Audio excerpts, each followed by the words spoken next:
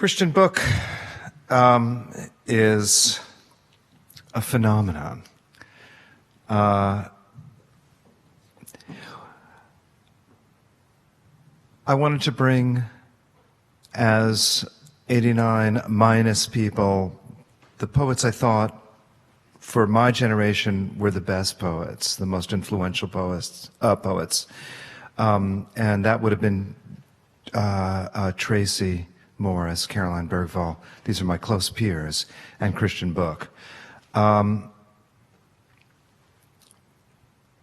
It's hard to assess the impact Christian has had worldwide on poetry.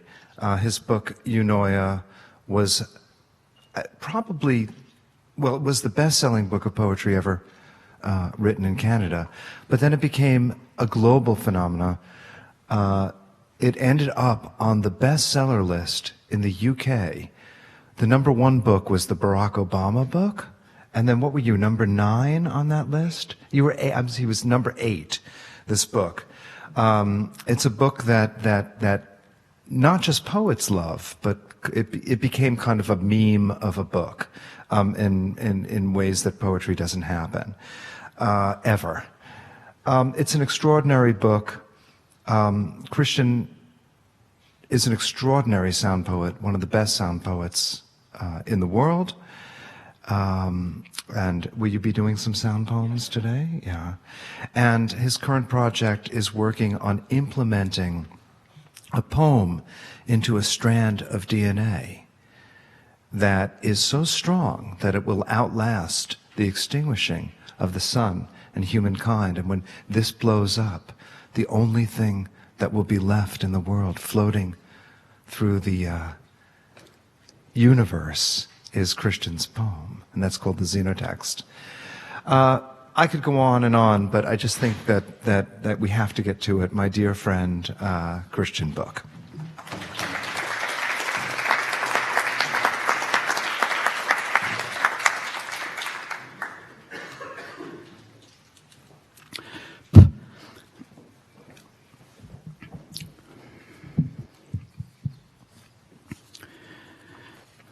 Dédicage by R. Murray Schafer. Tau fo murrium, tau fo te lulsk, tau fo te lemet nad te chonklels, tau fo sayed nad hissigant, a heven no shiadaf, sit tumkos fo sidwor rofoyu, nuistiting a titel fo tita a mite, esit rojulos roju urte can fissigans, how to diner fo suquentineth, diner fo suquen wote sulping larite, fo im elov doel neo ed mokobea rencone fo rembem Remek, a save rof roju dafid mobile, a raxid raj for Urigo, a bumped shuppet up tau of Murium, tau of te lulsk, tau of te lemet nad te chunklels, tau of sayed nad hissigant, a heave no shiadaf situmkos of sidwar rofoyu, nuistiting a titel of et mite, esith e roju losims, roju urte can fissigans how to diner of us quenit neth, diner of us quen wote sulping larite of my ale of dowel ne ed mekubea kone of rembem remek, a save rof roju dafid mobile, a raxid raj of Urgo, a bumped shupped up out of Murium, out of the Lulsk, out of the Lamet and the Chunklils, out of Sayed and Hissigant, a heave no shiad at siftumkos of Sedwar for you, no wistiting a titel of it at mite, is it a roju losims, roju urte can fissigans how to dinervis quenit neth, dinervis quen how the sulping larite of my ale of dowel one day mekube, a rancone of rembem remek, a save for roju dafid mobile, a raxid jar of Urigo, a bumped shupped up out of Murium, out of the Lulsk, out of the Lamet and the Chunklels, out of days and Hissigant, I have no shiadaf, this tumkos of Sedwur for you, no wistiting a titel avid at a time, eseth are your losims, your true can Fissigants, how to diner of us knew it then, diner of us knew how the sulping larite of my love, thou will one day make obe a rent cone of rembem remek, a vase for your David mobile, a raxed jar of urigo, a tomb shooped up out of Murium, out of the skull, out of the lamet and the conch shell, out of days and hissicant, I have no sheadaft this tumkos of words for you, no wistiting a little of it at a time. These are your losims, your true canfisigants. How took thine of us knew it then, thine of us knew how the sulping larite of my love would one day make obe a rent cone of rembem remek, a vase for your faded bloom, a raxed jar of rouge, a tomb pushed up out of memory, out of the skull, out of the helmet and the conch shell, out of days and nights. I have no sheadaft this tumkos of words for you, no wistiting a little of it at a time. These are your losims, your true canfisigants, though thine of us knew it then, thine of us knew how the sulping larite of my love would one day become a rent cone of rembem remek, a vase for your faded bloom, a raxed jar of rouge, a tomb pushed up out of memory, out of the skull, out of the helmet and the conch shell, out of days and nights. I have nor sheadaft this costume of words for you, no wistiting a little of it at a time. These are your symbols, your true canfisigants, thou neither of us knew it then, neither of us knew how the pulsing reality of my love would one day become a rent cone of rembem remek, a vase for your faded bloom, a cracked jar of rouge, a tomb pushed up out of memory, out of the skull, out of the helmet and the conch shell, out of days and nights. I have fashioned this costume of words for you, untwisting a little of it at a time. These are your symbols, your true significance, though neither of us knew it then, neither of us knew how the pulsing reality of my love would one day become a container of remembrance, a vase for your faded bloom, a cracked jar of rouge, a tomb.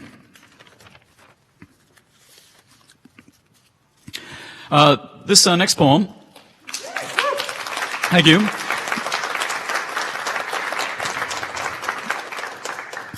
This next poem is taken from the Xenotext, my current work in progress. This is an excerpt from what will likely be the first poem in the book. It's entitled The Late Heavy Bombardment. Welcome, wraith and reader, to the Hadean aeon of the earth, when Myrmidons hurled their cobalt bombs into your molten world of basalt and bronze, when mighty golems swan dove from orbit to drive their glaives of iron into your black mesas, only to be engulfed by the blast waves. When meteors fell earthward in droves, each one a gigaton warhead ablaze. When supervolcanoes erupted, flamivomus after each hammer blow from these endless blitzes of aerolites and firebombs. When bolides of brimstone collided, then exploded into ablative cascades. When tsunamis of lava rained down like napalm, bedrowning the subcontinents. When millions of Molotov cocktails shattered all at once upon the cobblestones of hell. When Trojans, berserk with rage, stormed over the brink of your abyss, vowing to claw your face from the skull of the moon. What dire seed must these onslaughts have scattered like shrapnel across your cremated badlands? What prion, what virus, what breed of spore must have emerged like a spear point or a sword blade from these early ovens of Auschwitz? Each cyanide bonfire burning in reverse, spitting forth a fitful embryo cloned from the smoke and the dross. What orchid must have bloomed among the flamethrowers in the furnace? What dragon must have hatched from the burnt teeth buried in these ashes? Must the universe be so pitiless as to immolate all its offspring at birth? Even now the astronauts have marshaled their forces to march resolute across the kill zone of your God-forsaken crematorium. Even now they forge ahead onward through windfall and wildfire, unaware that far away a doomsayer murmurs prayers against them from a fiendish grimoire. What great comet has yet to plummet from the heavens like a rocket engine, dousing its jets during splashdown in your oceans of nitroglycerin? What thunderclap has yet to herald the advent of this plowshare, which can bulldoze a mountain into rubble upon impact? What matchheads, when scraped against your atmosphere, can ignite its oxygen, turning the sky into a blazing typhoon? Only a demigod like 99942 Apophis can offer you this apocalypse by being the juggernaut that smashes through the massive bulwark of your planet. Only destroyers like 2101 Tantalus or 4179 Tutatis can erase all earthlings with the ease of suicide bombers at a marketplace. Can an oyster in its shell survive the inferno of free fall from outer space? Can a crocus thrive in soil made from pulverized meteorites? All hail, hail, bop, and every other super bomb yet to detonate. What great dying must the earth foresee in the barren mirror of the moon? What fate, what fury, what muse must gaze upon the grim face of grief reflected in your silver shield, a faceplate of bulletproof glass marred by bullet wounds? What cinders of flame disintegrate in your gray seas of nectar, of vapor, of crisis? What shell shock must greet you when you stumble aghast upon the charred remains of a forest at Tunguska, its evergreens toppled and blasted, all of them flung asunder like matchsticks? What forgotten holocaust at Vredefort must you yearn to recreate whenever you vaporize an atoll? Even now, your battalions of astronauts stride across green plains of Trinitite to storm the walls of Castle Bravo and Castle Romeo. Even now, Neil Armstrong returns like Orpheus to the airlock, his spacesuit reeking of gunpowder and burnt steel.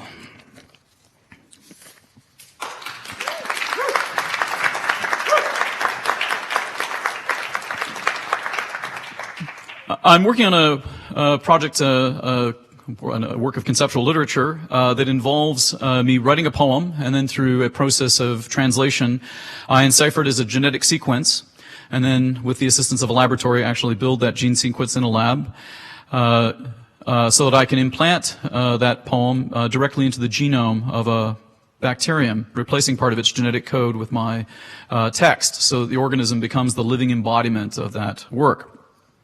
Moreover, I've written the poem in such a way that when it's inserted into this organism, the organism is capable of reading the gene sequence as a set of instructions for building a protein. And it just so happens that the actual sequence of amino acids in this protein enciphers yet another totally different but meaningful poem. So in effect, I'm trying to genetically engineer a bacterium so that it becomes not only a durable archive for storing my poem, but it also becomes a machine for writing a poem in response. And the punchline for this is that the host organism is an extremophile bacterium called Deinococcus radiodurans. It's a bacterium capable of surviving in the open vacuum of outer space. You can actually scorch it, freeze it, wither it, and it doesn't die. It can repair its own DNA so quickly that it does not evolve, it doesn't mutate or change. And it can even survive 1,000 times the dosage of gamma radiation that would instantly kill a human being. It is widely regarded as one of the most unkillable things on the planet Earth, and some scientists have even speculated that in order to have acquired all of these environmental immunities, the ancestor of this organism must have spent at least part of its genetic heritage off the planet Earth, somewhere in outer space. By putting my poem into this bacterium, I would effectively be creating a book that could outlast terrestrial civilization, and it might be on the planet Earth when the sun explodes. I'm trying to write a book that lasts forever. Now, I've actually succeeded at getting this project to work in a strain of E. coli. I've gotten that to work definitively, and if I had only promised that, I would probably be a great poet right now. But I didn't just promise to put a chimp in orbit. I promised I would put a chimp on the moon. And I've been trying to get the damn thing to work in the Extremophile, and every one of those assays has so far failed. So I'm in the process of trying to get it to work in this new context. In the meantime, I continue to write poetry. In the meantime, I'm going to read to you the two poems that are the centerpiece of this book. This is the Xenotext. It's in two parts, the part that I've written and the part that the organism writes in response. And I've nicknamed these two poems Orpheus and Eurydice. So this is Orpheus. Any style of life is prim. Oh, stay, my lyre, with wily ploys, moan the riff of any tune aloud, moan now my fate. In fate we rely. My myth now is the word of life. Now the organism would then read this poem, and in response it writes this poem, which I've nicknamed Eurydice. The fairy is rosy of glow. In fate we rely. Moan more grief with any loss. Any loss is the achy trick. With him we stay. Oh, stay, my lyre. We wean him of any milk. Any milk is rosy. Now, it probably bears noting that the organism is actually writing that poem because it causes the organism to actually fluoresce red in the dark and actually causes the organism to glow a rosy color. It actually performs what the poem says. I can read another text from the Xenotext. This is kind of another nightmare from the book. It's basically a list of nightmares. This is a work entitled The Extremophile. And it's about the badassness of poetry, or at least the presumed badassness. The Extremophile. Astronauts fear it. Biologists fear it. It is not human. It lives in isolation. It grows in complete darkness. It derives no energy from the sun. It feeds on asbestos. It feeds on concrete. It inhabits a seam of gold on level 104 of the Muppeneng mine in Johannesburg. It lives in alkaline lakelets full of arsenic. It grows in lagoons of boiling asphalt. It thrives in a deadly miasma of hydrogen sulfide. It breathes iron. It breathes rust. It needs no oxygen to live. It can survive for a decade without water. It can withstand temperatures of 323 degrees Kelvin, hot enough to melt rubidium. It can sleep for 100 millennia inside a crystal of salt buried in Death Valley. It does not die in the hellish infernos at the Stadtbibliothek during the firebombing of Dresden. It does not burn when exposed to ultraviolet rays. It does not reproduce via the use of DNA. It breeds unseen inside canisters of hairspray. It feeds on polyethylene. It feeds on hydrocarbons. It inhabits caustic geysers of steam near the Grand Prismatic Spring in Yellowstone National Park. It thrives in the acidic runoff from heavy metal mines depleted of their zinc. It abides in the shallows of the Dead Sea.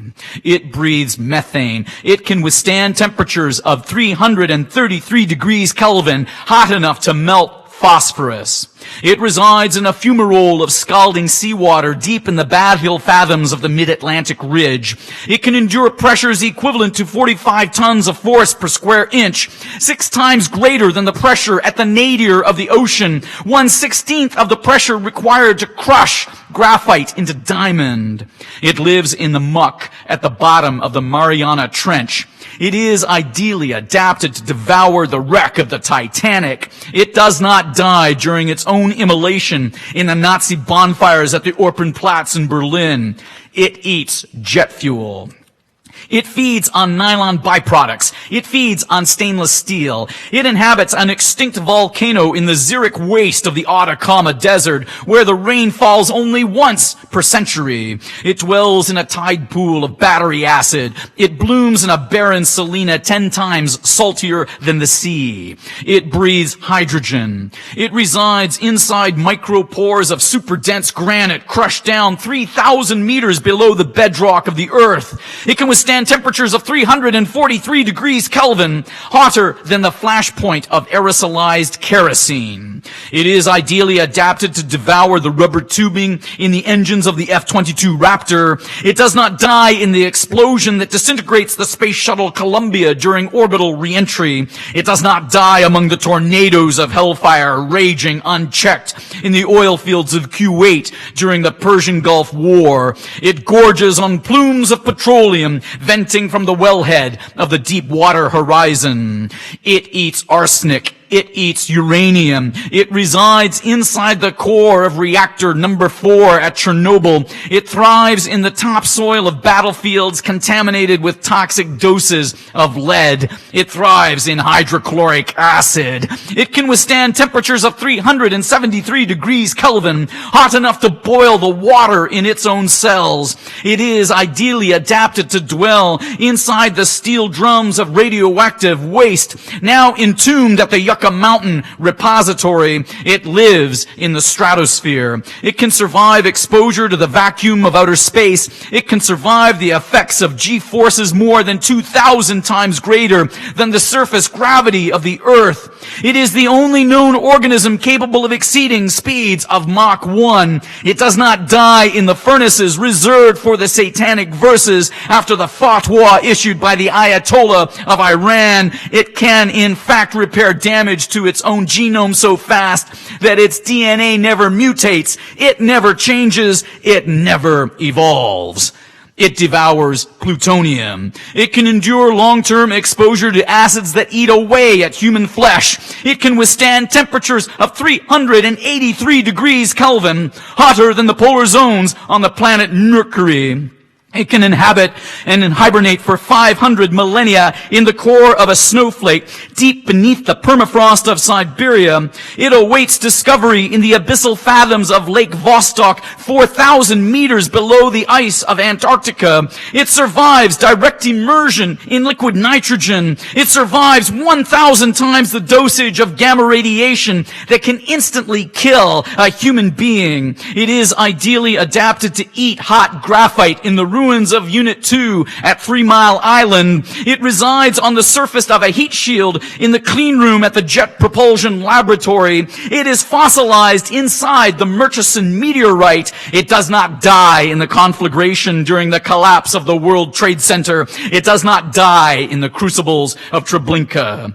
It resides inside a soda lake whose pH level equals the alkalinity of lye. It can survive superheated blasts of steam for 10 hours inside autoclaves used to disinfect surgical scalpels. It can withstand temperatures of 393 degrees Kelvin, hot enough to melt sulfur. It can lie dormant for 40 million years, hibernating inside the gut of a honeybee, shrouded in a jewel of amber. It evades its predators by hiding in the firmware of the Intel Pentium 3 microchip.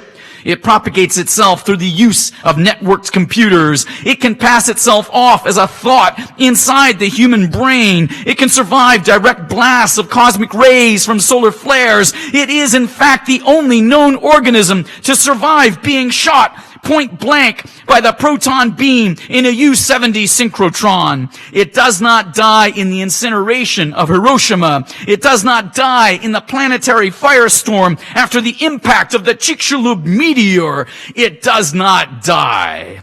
It survives. It persists. It resides inside the robot scoop of the Viking 1 lander during tests for perchlorates on Mars. It can live through exposure to supercoolant temperatures at the brink of absolute zero. It can hibernate for 250 million years, living as a spore encased in a halite nodule found in the caverns of Carlsbad. It can withstand temperatures of 423 degrees Kelvin, hotter than the nose cone of the Concorde in supersonic flight. It can endure multiple meteor impacts. It can endure multiple atomic attacks. It lives nowhere on Earth. except in one petri dish of agar-agar, locked in a fridge at a level 4 biocontainment facility. It is totally inhuman. It does not love you. It does not need you. It does not even know that you exist. It is invincible. It is unkillable. It has lived through 5 mass extinctions. It is the only known organism to have ever lived on the moon. It awaits your experiments.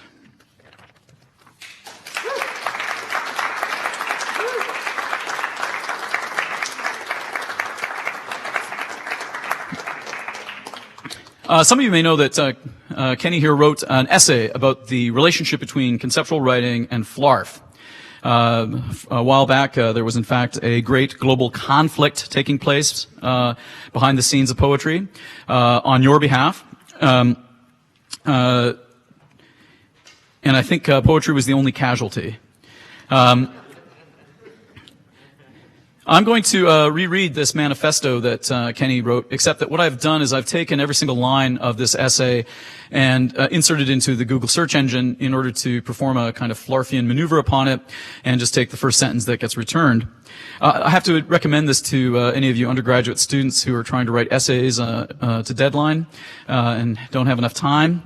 Just take somebody else's essay from a journal or something, and just simply input each of the sentences sequentially into a search engine, and I think you'll come up with something that will give you a respectable mark. So this text, this little manifesto, is entitled "Flarf, Arf, Arf, Arf." We are not high on LSD anymore, so we need to start making sense. If life is fair, then Elvis must be alive, and all his impersonators must be dead. An imitator dooms himself to hopeless mediocrity. An inventor, however, does his work because it is natural to him, and so it has a charm. It has the charm of a child. Yet it is better than the old standby of "holy cow," because nobody says "holy smokes" anymore. It is forgotten. It is undiscovered. We imagine that a bottle of cleaning fluid must be totally fucking clean on the inside. We imagine that when a man is anxious to stick out a glad hand in kindness, he probably has something up his sleeve. It is possible that the universe exists only for me. And if so, it sure is going well, I must admit. If I jump into my time machine, then I can easily go back to the 12th century and ask the vampires to postpone their ancient prophecy for a few days while I take in dinner and a movie. We know that there is a good reason why nobody studies history. It just teaches you too much. My song is copyrighted in America under the seal of copyright number 154085 for a period of 28 years. And anybody caught singing my song without my permission is a mighty good friend of mine, because I don't give a darn. If you say, "I love you," then you have already fallen in love with language itself, which is already a form of infidelity. I scream, "It's just passion. I ain't angry at culture. I ain't angry at fashion." I write a script, and I give it to a guy who reads scripts, and he reads it, and he says that he really likes it, but he thinks that I need to rewrite it. So I say, "Fuck you. I'll just make a copy." I mean, the word preheated is a meaningless fucking term, kind of like pre-recorded, as in, this program has been pre-recorded, to which I say, well, of course it has been pre-recorded, because when else are you going to record it? Afterwards? I mean, that's the whole purpose of recording, to do it beforehand, otherwise it doesn't really work, doesn't it?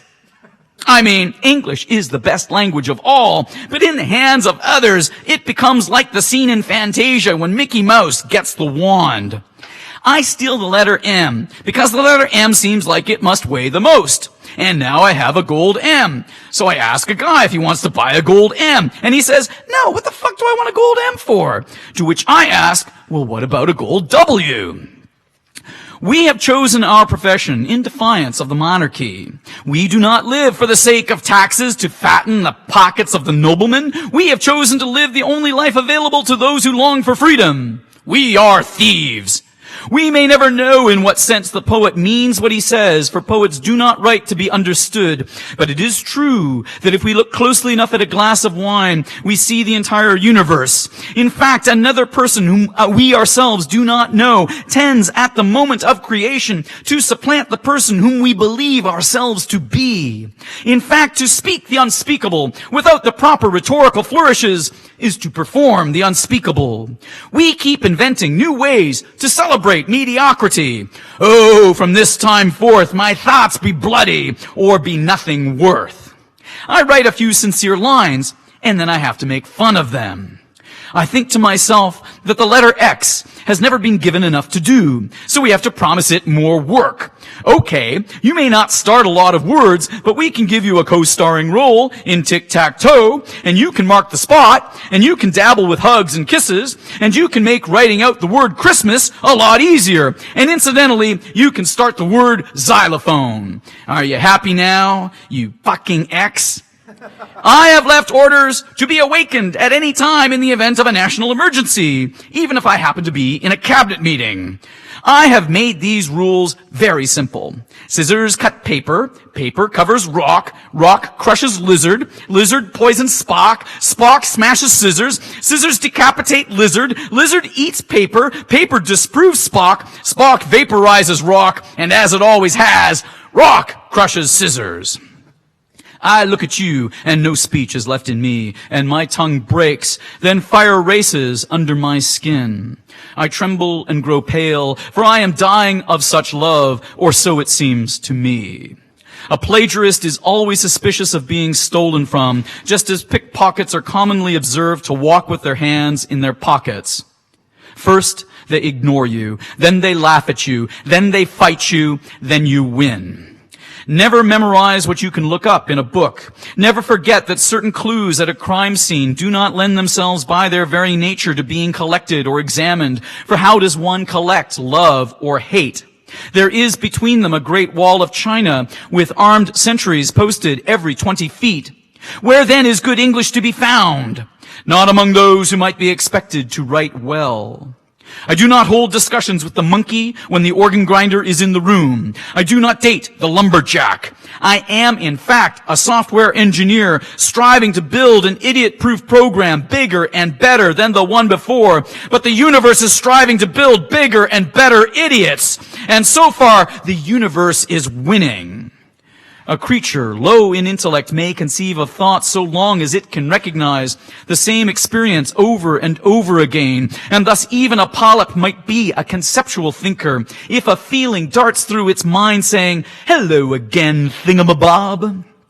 If most of those who have taken part in this one-dimensional debate are really honest with themselves, they must admit that they do not, in principle, believe that any of us can do any good for anyone overseas.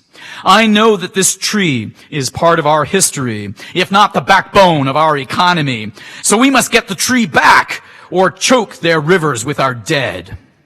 I know that the most beautiful thing in Tokyo is McDonald's, and the most beautiful thing in Stockholm is McDonald's, and the most beautiful thing in Florence is McDonald's. But Peking and Moscow do not yet have anything beautiful. I have tried here to groan, "Help, help," but the tone that has come out is that of polite conversation. I have put in a long, hard day at work, and I finally get to go home, to go to bed, where I close my eyes, and immediately I wake up and realize that my whole day at work has in fact been a dream in which you sell all your waking life for minimum wage, while they get your dreams for free. Take sides. Take sides. You may sometimes be wrong, but the poet who refuses to take sides must always be wrong. Thank you one and all for your kindness. I appreciate the support. Cheers.